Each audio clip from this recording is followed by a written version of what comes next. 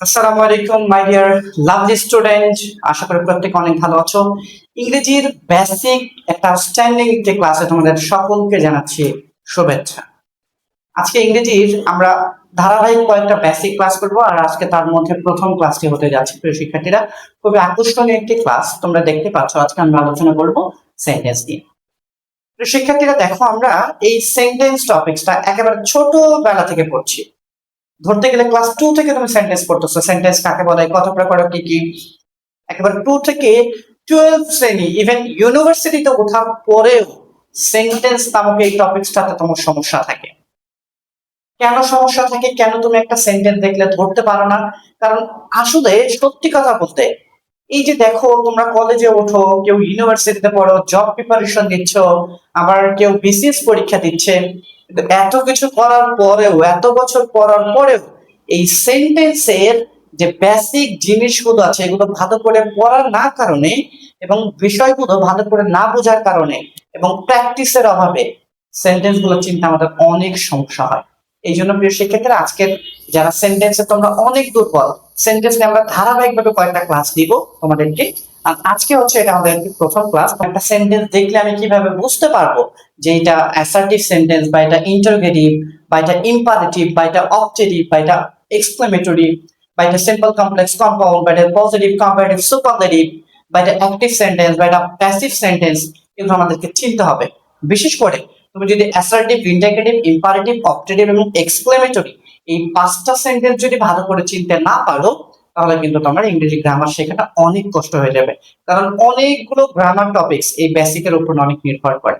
Sentence, tense, এই topics গুলো যদি ভালো করে না শিখো, তাহলে কিন্তু তোমার এই ইংরেজি গ্রামার শেখাটা অনেকটাই টাফ হয়ে যাবে। তো প্রিয় শিক্ষার্থীরা, দেখো সেন্টেন্সের জন্য আমরা তিনটা পয়েন্ট লিখেছি এখানে। দেখো, 1 নম্বরে যেটা লিখেছি আকাঙ্ক্ষা, আসল, 2 নম্বরে লিখেছি আসক্তি, এবং 3 নম্বরে লিখেছি যোগ্যতা।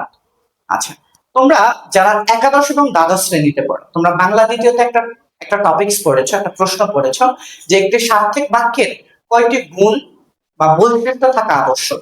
সেখানে তোমরা তিনটা গুণ সম্পর্কে পড়ছিলা, যে আকাঙ্ক্ষা, আসক্তি, যোগ্যতা। তার মানে দেখো, আমরা যদি ওই টপিকসটাকে কেন্দ্র করে যদি আমরা আলোচনা করি, তাহলে একটা সেন্টেন্স বা বাক্য সার্থকভাবে হওয়ার জন্য, বা তার মধ্যে কি কি গুণ বা বৈশিষ্ট্য থাকবে, এটাকে যদি আমরা ভালোভাবে জাজ করতে যাই, তাহলে অবশ্যই এই তিনটা পয়েন্ট নিয়ে আমাদের আলোচনা করতে হবে। তাহলে এখানে আমরা আরেকটা কথা বলে নিই। এই যে আমরা প্রতিদিন কত কথা বলি, সকালে ঘুম থেকে ওঠার পর থেকে রাত্রে ঘুমানোর আগ পর্যন্ত প্রচুর কথা বলি, আমাদের সব কথাই কিন্তু সেন্টেন্স না। সেন্টেন্স হওয়ার জন্য অবশ্যই তার মধ্যে এই তিনটা কোয়ালিটি বা তিনটা গুণ বা ফিচার্স অবশ্যই থাকতে হবে। এর মধ্যে প্রথম যে গুণটা তুমি দেখতে পাচ্ছ সেটা হচ্ছে আকাঙ্ক্ষা। আমরা প্রিয় শিক্ষার্থীরা, এখন একটু আমরা আকাঙ্ক্ষা নিয়ে ক্লাস করব, বা আকাঙ্ক্ষা বুঝবো। এই আকাঙ্ক্ষা জিনিসটা কি? দেখো, আমি খুব সহজ বইয়ের ভাষাতে যাবো না, খুব সিম্পল একটা উদাহরণ দিয়ে আমি তোমাদেরকে বোঝাবো। দেখো, ধরো সাপোজ তুমি কলেজে পড়ো। কোথায় পড়ো? কলেজে পড়ো। কলেজে কলেজে পড়ো, এবং তোমার নাম হচ্ছে সাদিকা। সাদিকা, তাহলে তুমি হচ্ছে কলেজে পড়ো এবং তোমার নাম কি? সাদিকা। এবং এই যে এইটা হচ্ছে তোমাদের বাসা।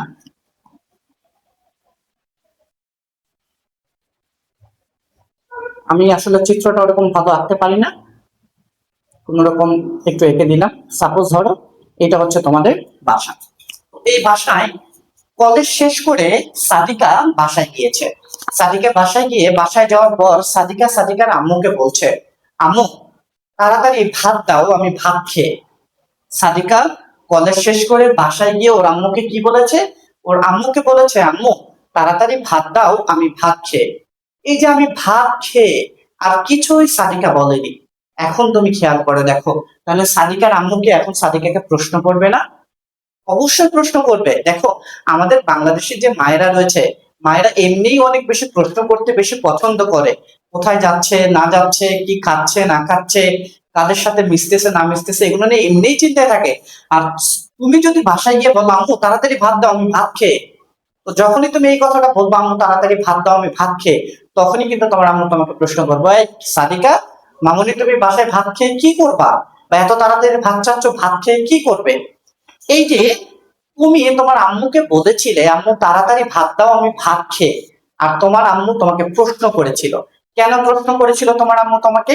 এই কারণে প্রশ্ন করেছিল যে তুমি সেন্টেন্সটাকে পরিপূর্ণ করনি, কিছু অংশ তুমি বলেছো আর কিছু অংশ বাকি রেখেছো। তুমি বলেছিল আম্মু তাড়াতাড়ি ভাত দাও আমি ভাত খেয়ে, এখন তোমার আম্মু তারপরে তোমাকে প্রশ্ন করেছে সাদিকা মামুনি তুমি ভাত খেয়ে কি করবে, তখন তুমি বলবা যে আম্মু আমার শরীরটা তো আজকে অনেক খারাপ, একটু তাড়াতাড়ি ভাত দাও আমি ভাত খেয়ে একটু বিশ্রাম নিব। এই কথাটা তুমি যদি শুরুতে বলতে আম্মু তাড়াতাড়ি ভাত দাও আমি ভাত খেয়ে বিশ্রাম করব, তাহলে কি তোমার আম্মু তোমাকে প্রশ্ন করতো? না। তাহলে এই যে একটা পদ শোনার পর আরেকটা পদ শোনার যে আগ্রহ তৈরি হয়েছিল, আগ্রহ তৈরি হয়েছে বিদায় কিন্তু প্রশ্নটা করেছিল সাদিকাকে, সাদিকার আম্মু। দেখো, আমরা অনেক সময় অনেকের নাম জিজ্ঞাসা করি না যে তোমার নাম কি বা আপনার নাম কি, কেন জিজ্ঞাসা করো তুমি?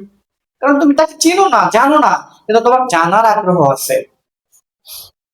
শিক্ষার্থীরা একটু ভালো করে মনোযোগ দাও, এই ক্লাসগুলো ভালো করে বুঝলে তোমার ইংরেজির বেসিকটা সত্যি কথা অনেক ক্লিয়ার হয়ে যাবে ইনশাআল্লাহ। তো দেখো, এই যে কেন প্রশ্ন করি, জানার জন্য। তো সাদিকা যখন বলেছিল আম্মু আমাকে তাড়াতাড়ি ভাত দাও আমি ভাত খেয়ে, এই যে একটা পদ বলছে আর একটা পদ শোনার আগ্রহ তৈরি হয়েছে ওর আম্মুর, এই জন্য ওর আম্মু ওকে প্রশ্ন করেছিল সাদিকা মামুনি তুমি ভাত খেয়ে কি করবা। তখন তুমি বলছিলে যে আম্মু আমি ভাত খেয়ে বিশ্রাম নেব, অথবা তুমি এটাও বলতে পারো যে আম্মু ভাত খেয়ে খেলতে যাব, অথবা আম্মু ভাত খেয়ে একটু ফোন চালাবো, অথবা আম্মু ভাত খেয়ে আমি পড়তে বসবো। বাস যে কোনো একটা কিছু তুমি বলতে পারো। তাহলে এই যে এক পদ শোনার পর অন্য পদ শোনার যে আগ্রহ, সেই আগ্রহটাকেই বলা হয় আকাঙ্ক্ষা। প্রিয় শিক্ষার্থীরা বুঝতে পেরেছো? এক পদ শোনার পর অন্য পদ শোনার যে আগ্রহ, সেই আগ্রহটাকে কি বলা হয়? আকাঙ্ক্ষা। আচ্ছা, আশা করি এটা বুঝতে পেরেছো। এরপরে আমাদের যেটা নিয়ে আমরা আলোচনা করবো সেটা দেখো, 2 নাম্বার যেটা আছে সেটা হচ্ছে আসক্তি। আসক্তি জিনিসটা কি, এটা খুব সহজ ভাবে তোমাদেরকে আমি বোঝাই। ধরো আমি এখন একটা সেন্টেন্স লিখবো, বাংলায় একটা বাক্য লিখবো। এটা লিখলাম, আদিব হয় একজন শিক্ষার্থী বা ছাত্র। এটা একটা সেন্টেন্স বা বাক্য, যেটাকে আমরা বাংলায় বাক্য বলি। দেখো এইখানে যে ইগুলো আমরা ব্যবহার করেছি, আদিব একটা ওয়ার্ড বা শব্দ, হয় একটা ওয়ার্ড বা শব্দ, একজন হয় এটা একটা ওয়ার্ড বা শব্দ, শিক্ষার্থী বা ছাত্র একটা ওয়ার্ড বা শব্দ, যেটাকে বাংলায় আমরা বলি পদ। তো দেখো, এই সেন্টেন্সটাকে যদি আমরা এইভাবে না লিখে যদি এইভাবে লিখতাম, একটু ভালো করে খেয়াল করো, একজন একজন ছাত্র আদিব আদিব হয়, শিক্ষার্থীটা আর এখানে লিখলাম না, বা একটা লিখলেই হয়। তো দেখো, এই সেন্টেন্সটাকে বা বাক্যটাকে যদি এইভাবে না লিখে যদি এইভাবে লিখতাম, তাহলে কি মনের ভাবটা ভালো করে প্রকাশ করা যেত? আদিব হয় একজন শিক্ষার্থী বা ছাত্র, এটাকে তুমি এইভাবে না লিখে তুমি লিখছো একজন ছাত্র আদিব হয়, এটা তোমার মনের ভাব কেউ ভালো করে প্রকাশ বুঝতেও পারবে না, আর তুমি এটা কি বলছো এটা সে ভালোভাবে রিয়েলাইজ করতে পারবে না। ফলে কি হবে, তোমার সম্পূর্ণ মনের ভাব তুমি যাকে বোঝাতে চাচ্ছ, তোমার সম্পূর্ণ মনের ভাবটাও তুমি বোঝাতে ব্যর্থ হয়ে যাবে। তাহলে এইখান থেকে আসলে আমরা কি বুঝলাম? দেখো, এইখানে যে পদগুলো আছে, যে পদের পর যে পদটা বসালে সেন্টেন্সটা ভালো শোনা যাবে এবং সম্পূর্ণ মনের ভাব প্রকাশ পাবে, সেটাকে বলা হয় বাক্যের আসক্তি। অর্থাৎ এটাকে যদি আমরা বইয়ের ভাষায় বলি, এইভাবে বলবো যে সেন্টেন্স বা বাক্যের মধ্যে পদগুলোর সুশৃঙ্খল বিন্যাসকে আসক্তি বলে। সুশৃঙ্খল বিন্যাসকে কি বলা হয়? আসক্তি। অর্থাৎ যে ওয়ার্ডের পর বা যে পদের পর যে পদটা বসালে সেন্টেন্সটা ভালো শোনা যাবে, সেটাকে বলা হয় সেন্টেন্স বা বাক্যের আসক্তি। আশা করি তোমরা আসক্তিটা বুঝতে পেরেছ। এবং শিক্ষার্থীরা আমরা সর্বশেষ আলোচনা করব সেন্টেন্সের যোগ্যতা নিয়ে। সেন্টেন্সের যোগ্যতাটা আসলে কি? আচ্ছা, এটা আমি সিম্পল একটা উদাহরণ দিয়ে শেখাবো। আচ্ছা, শীতকালটা আমাদের অনেকেরই পছন্দ না, শীতকালটা আমরা অনেক এনজয় করি, পার্সোনালি আমার অনেক পছন্দ শীতকাল। কারণ আমি একটু মোটামুটি একটু হেলদি, তো তো যার কারণে আমি হচ্ছে এই গরমের সময় অনেক বেশি পোশাক চেঞ্জ করতে হয়, বিরক্ত লাগে মাঝে মাঝে। ঠিক আছে, আবার বারবার গোসল করতে হয়, এটা আমার কাছে অনেক বোরিং লাগে। তারপরেও এটা এখন আল্লাহর একটা নিয়ামত, তো ওইভাবে বিরক্ত হওয়ার কিছু নেই। তবে শীতকালটাকে আমি অনেক এনজয় করি, কারণ শীতকালে খাবার খেয়ে মজা, ঘোরাফেরা করে মজা, পড়াইতে ভাল লাগে, নিজের পড়তে ভাল লাগে, এরপর শিখাইতে ভাল লাগে, খাইতে ভাল লাগে, ঘুমাইতে ভাল লাগে, সবকিছু ভালো শীতকালে। এখন শীতকালে যদি তুমি বলো প্রিয় শিক্ষার্থীরা শীতকালে প্রচন্ড গরম লাগে, তুমি কি বলছো? শীতকালে প্রচন্ড গরম লাগে। এখন প্রশ্ন হচ্ছে তুমি যে কথাটা বললা সেটার কি আদৌ বাস্তবিক কোনো ভিত্তি আছে? শীতকালে কি প্রচন্ড গরম লাগে বা লাগতে পারে? হ্যাঁ, এতটুকু হতে পারে যে তুমি যদি সাময়িকভাবে, যেমন আমরা যারা একটু ছোট আছি, খেলাধুলা পছন্দ করি, অনেক সময় দৌড়াদৌড়ি করি বা খেলতে যাই, খেলতে গেলে বা দৌড়াদৌড়ি করলে সাময়িক 5, 10, 15 মিনিটের জন্য হয়তো তোমার একটা গরম লাগবে, একটু গরম লাগবে, কিন্তু সারাটা দিনকে তোমার শীতকালে গরম লাগবে না। এটা কিন্তু শীতকালের বৈশিষ্ট্য না। এই যে তুমি বাস্তবতা বহির্ভূত যে কথাগুলা বলো, এই কথাগুলা বললেই বাক্যটি তার যোগ্যতা হারিয়ে ফেলবে। কেন? কারণ শীতকালে গরম সাধারণত লাগে না বা লাগতে পারে না। তো যখনই তুমি এরকম অদ্ভুত কথা বলে ফেলবা, যেটা বাস্তবিক কোনো ভিত্তি থাকবে না, তখনই বাক্যটি তার কি হারিয়ে ফেলবে শিক্ষার্থীরা? বাক্যটি তার যোগ্যতা হারিয়ে ফেলবে। কি হারিয়ে ফেলবে? যোগ্যতা হারিয়ে ফেলবে। তাহলে যোগ্যতাটা বুঝতে পেরেছো আশা করি। এই হচ্ছে একটা সেন্টেন্সের বা একটা বাক্যের তিনটা গুণ বা বৈশিষ্ট্য। যেই তিনটা গুণ বা বৈশিষ্ট্য না থাকলে সেটাকে আমরা পরিপূর্ণ একটা সেন্টেন্স বা বাক্য বলতে পারবো না। আশা করি তোমরা এই ক্লাসটি বুঝেছো। তারপরেও যদি ক্লাসে কোনো টপিকস বুঝতে যদি অসুবিধা হয়, আমাদেরকে কমেন্ট করতে পারো আমাদের কমেন্ট বক্সে, অথবা আমাদের ইনবক্সে তোমরা তোমাদের প্রশ্ন, যত ধরনের প্রশ্ন আছে আজকের এই ক্লাসটি নিয়ে, আমাদের ইনবক্সে তোমরা প্রশ্ন করতে পারো। আর এছাড়াও তোমরা জানো আমাদের ইউটিউব চ্যানেল রয়েছে এবং ফেসবুক পেজও রয়েছে। যারা পেজে ভিডিওটি দেখবা তারা পেজে লাইক এবং শেয়ার করে, যারা ইউটিউবে দেখবা কমেন্ট শেয়ার করে তোমাদের বন্ধুদেরকে দেখানোর সহযোগিতা করে দিও। আর যদি মনে করো যে তোমার এই ভিডিওর দ্বারা কোনো উপকৃত তুমি হচ্ছ না, তাহলে আমাদের ভিডিও শেয়ার দেওয়ার কোনো প্রয়োজন তোমার নেই। সকলে ভালো থেকো, সুস্থ থেকো। আসসালামু আলাইকুম ওয়া রাহমাতুল্লাহ।